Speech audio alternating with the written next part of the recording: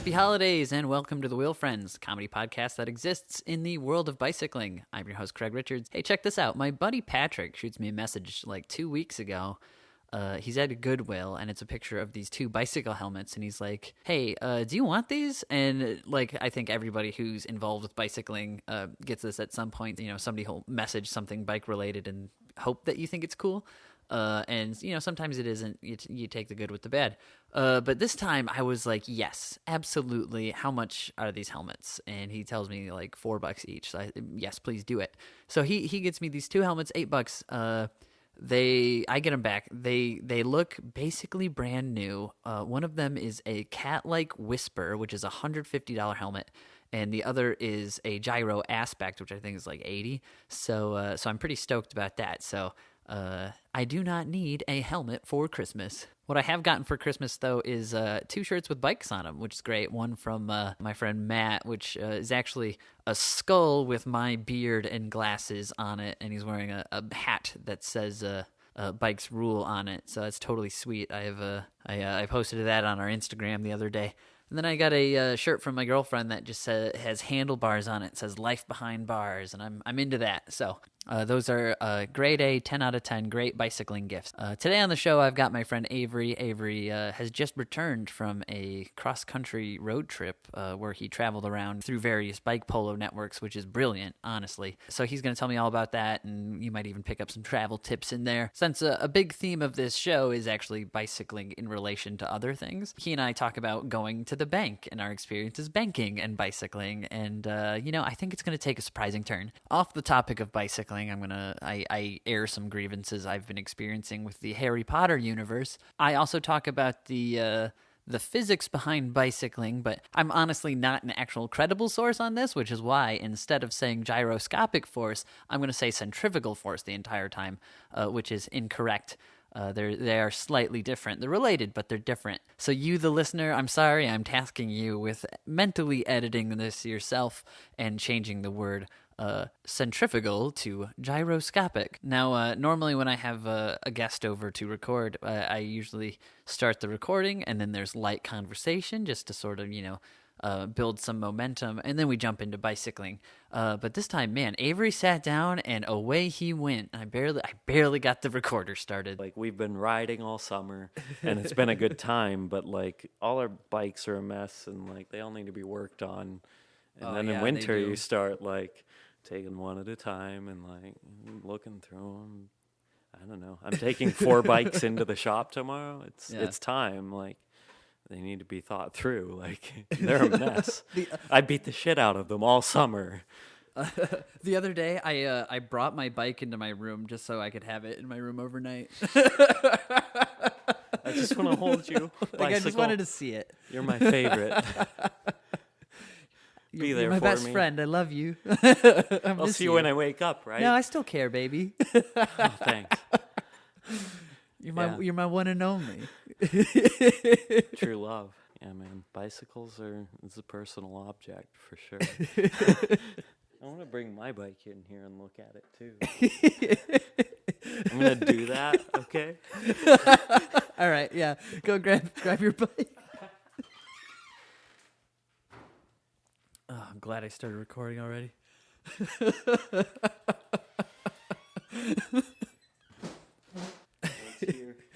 Yeah, now you can. My bike. Now you can turn and look at it. It's a little fucked up, but I did that to it, so it's okay. If there's like a store that doesn't have or like a restaurant that doesn't have bike part, like if the bike rack isn't visible from the window, like I get real anxious. Yeah, there's a criteria like in restaurants and bars, especially. So Seattle was the first big city I went to on my. Well, no, I went to Minneapolis. Yeah, but there's 60,000 bikes in Minneapolis, and I don't know. There's like one bike for every 3 people or 2 people. I don't know. Even when it was below freezing in Minneapolis, like everybody was still riding a bike. That's so dope. I could park mine wherever. Like, it's gray, nobody's looking. But then I went to Seattle a week later, and I was alone, and my friends weren't there, and I needed to be able to look at my bike the whole time. Like, I picked a brewery because it had a big front window. And, like, I was just, like, sketching in my little book, like, doing, the things I do when I'm alone because it's fun. And I was looking at my bike because that's my baby. and it's my only one, Like, my friend made that bike for me, and if that went away, I don't know. Yeah. I wouldn't get it again. Well, so. it's safe here, Avery. Yeah. I'm looking at it now. You're gonna bust your head. It's moving so fast.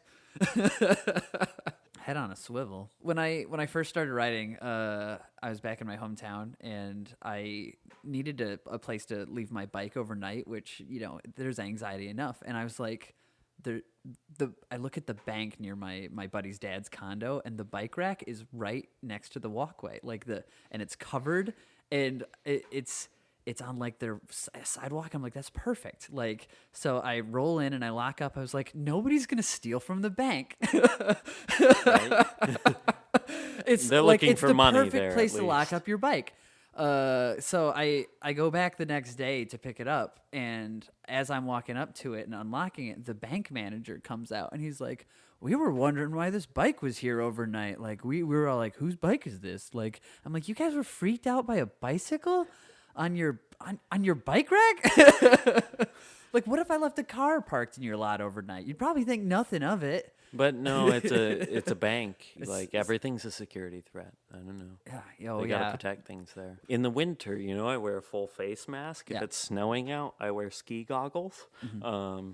And so, last winter, like, one time I had a paper check to deposit, and like my phone camera was messed up, and I had to deposit a check. And so I roll into the bank wearing like a full mask. Avery, no. And I had to like pull my goggles off and like pull my mask down and be like, like, here's my check. Like, and I could see the people there like freaking the fuck out.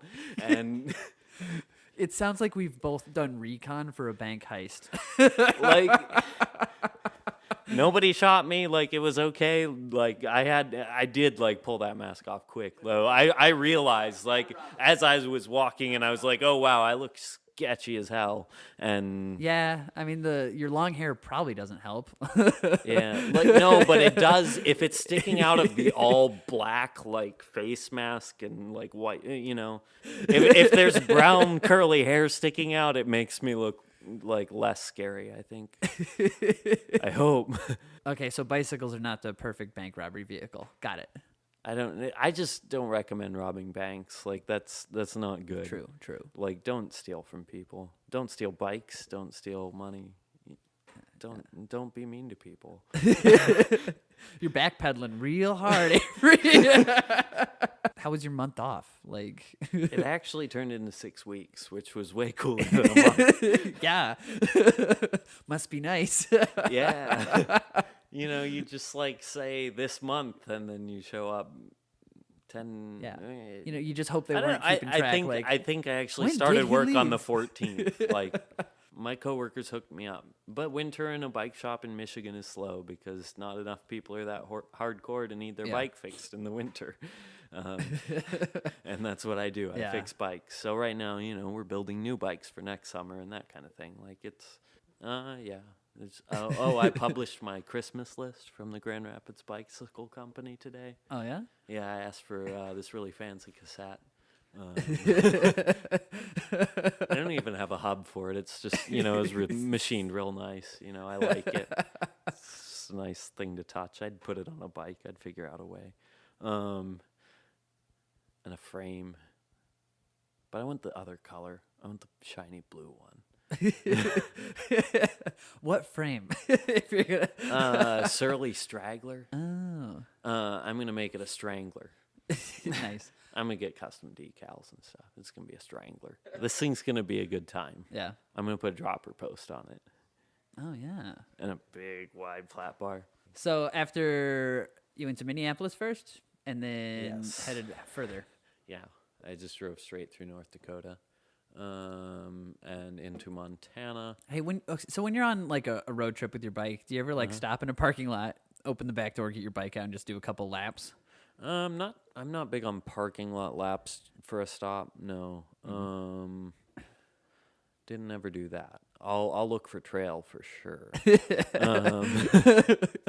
Yeah, even if it's just like a gravel road by somewhere pretty that I want to look at, like if it's a national park or something, like whatever you can find, like in the right balance of like somewhere that's accessible on your bike and also like a spot that's worth stopping when you have the whole country to choose from. Yeah. Like, I don't know. I drove 9,000 miles. Like, I could have stopped 9,000 different places. Like, and mind blown. and I skipped most of the ones that were in North Dakota. They were just kind of there. It was really foggy. Yeah. I wanted to get to the West Coast. Dude, Montana I've been daydreaming. Montana seemed like it would be really cool, but I didn't bring skis or a fat bike. So that was out in the beginning of November. Yeah. And then I got to Washington, checked out some really cool lakes a couple miles from Snoqualmie Pass. And then bombed down into Seattle. I was hoping to play polo, but just checked out the city, drank some beer, looked at my bike through the window, and then headed down to Portland to play a lot more polo. 2 days of polo. They had their like fall league going. I don't know. There's like 50 people that play polo in Portland. Yeah. Yeah. A lot more than here. Like 50 on a pickup night, or just no, like showing up for a league, maybe, for special occasions, like all of them showing out. Yeah. I don't know, maybe even not that many. It just seemed like more than home. And they had less. They only had one court. We got two. We got more space, less people. We got. There's benefits to playing polo in Grand Rapids. I'm still riding that costume high, but I've been watching Harry Potter, and I'm just like, Gryffindor would be a great bike polo costume for a whole team. I feel like I've seen that. Yeah, I feel like I've definitely seen that. You could probably be any of those houses, right? Yeah. I'm horribly uneducated in Harry Potter. I get pissed off. I'm getting furious as I'm watching the series because like a lot of the problems could be solved with like normal human stuff. Like so you're telling me in a world where these kids go back home every summer, and some of them live with like regular non-magical parents, so they see the stuff that the non-magic world has, like cell phones, and then they go back to the magic world and they don't know how to communicate with each other over any distance. It's like, oh, send an owl. Like, oh, we have to run across this entire castle and call Dumbledore. Like, hey, what? You don't have a spell for this? Like, you can't enchant a rock and just be beam like, it. like a rock that just calls whoever you're thinking of. Like, they don't have that in the magic world.